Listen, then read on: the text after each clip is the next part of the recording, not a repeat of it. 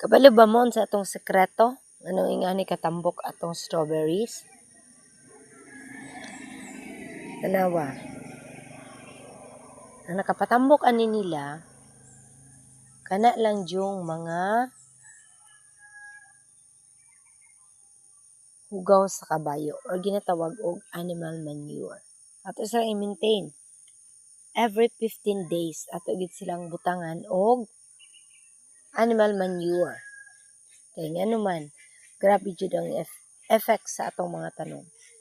Simple lang, narang abono sa atong palibot. Ato alang,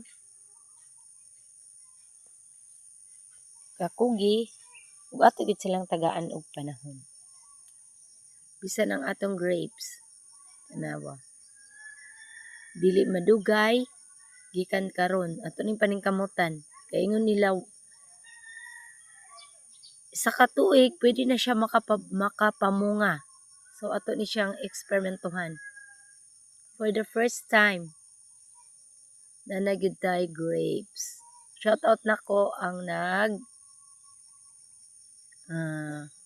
share ani nga si Milia. Shout out Madam Mercy Gaso. Ang akong dugay na nga gihandom nga makatanom og grapes. Na nagyud siya karon. Matawagin ni siyang atimanon og patambukon.